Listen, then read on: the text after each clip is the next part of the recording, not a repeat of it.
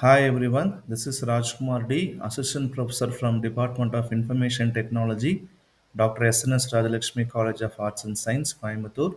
So in this session, we are going to discuss about the introduction to internetworking and models, which comes under the subject routing and switching.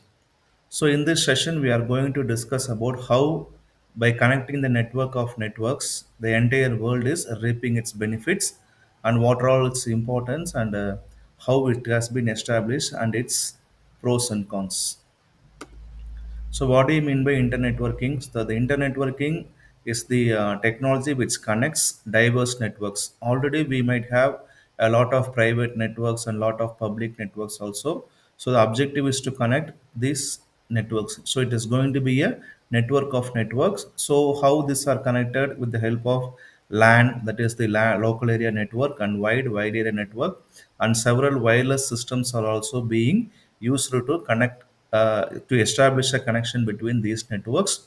So with these networks, we can enable a communication across a diverse geographical locations with the help of Ethernet, Wi-Fi, and 5G technologies. So it also facilitates the global digital services. You just think of emails, then the different kind of stuffs we do in the internet and voice over internet protocol, and different streaming services like network and Geo Hotstar. Okay, you can just assume the number of subscribers who are consuming the benefits of this internet working. So why we went on for internet networking? Initially, networking we had a lot of incompatibilities. That is, different domains and different devices and different protocols being used and different manufacturers also. So they thought of combining all these things into a single rules and regulations, and later it was achieved, and all these issues have been solved. So what does internet working address? It is the need for universal connectivity, and also it enables scalable and worldwide connection. It also increases the global economy, that is exactly $20 trillion. That is the worth of the global digital economy. And it also provides a resilient resource sharing. It also help you to connect systems among geographical boundaries. So how this has been achieved is it has been partitioned into different layers. So each layer is given a certain responsibility with the help of certain rules.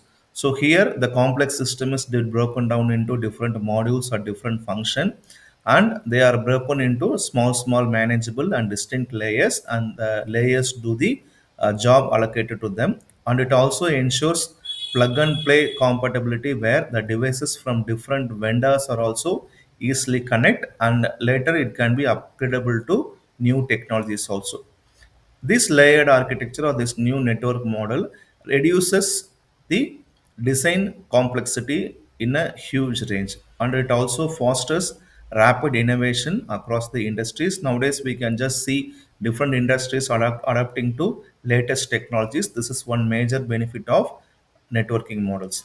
And it also brings in a very standardized approach where they defined a consistent network architecture which is followed globally.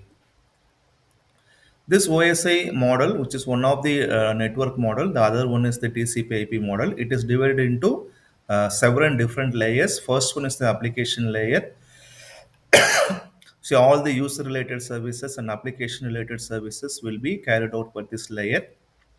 Then the presentation layer takes care of the data translation. Then the session, third one is the session layer, which takes care of the sessions right from login to log off. Next comes the transport layer. It allows end-to-end connection. And next, fifth layer is the network layer, which performs the monitoring process. Next one is the data link layer, which takes care of the frame transform transmission, other things. And last comes the physical layer. So in this OSI layer, we have seven different layers, and each layer has its own responsibility and takes care of different functionalities. So this TCP model's practical standard is divided into four main things. First one is the network access, which takes care of the hardware interaction and the data framing. Next comes a packet addressing and routing, that is the internet protocol stuff. Next one is transport. So reliable data transfer, it is done with the help of transmission control protocol and universal datagram protocol. Last comes the application, where the high level protocols like HTTP, that is the hypertext transmission protocol in the case of web interactions, and SMTP in the case of mail transfers. So here this TCP/IP model was initially developed by DARPA. So this also has the functionality of all seven layers like OSI, but certain layers are combined into a single unit. So this was developed in 1970, and OSI was developed in 1980s. Still, it is considered as the backbone of the internet, which uses several protocols, which is listed here, like FTP, SMTP, then TCP, and almost all internet protocols. So whenever we want to compare which one is the best, okay. So here we cannot compare, right? Both are being used widely, and it is highly recommended.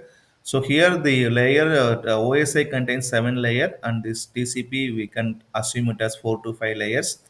And here, whenever we are learning network, we will be learning OSI because it is a conceptual reference which stands as the backbone for networking tutorials. And this TCP/IP is a completely practical standard, whereas this OSI is less implemented.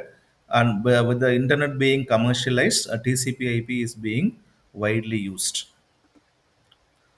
So here, this internet networking is is very essential. So it paves the way for increasing the digital economy, and also this is one of the foundational concept which enables a very scalable and reliant communication, and it is crucial for cyber security, cloud, and IoT technologies.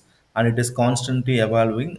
We can just see new technologies being introduced in the field of networking and internet connectivity.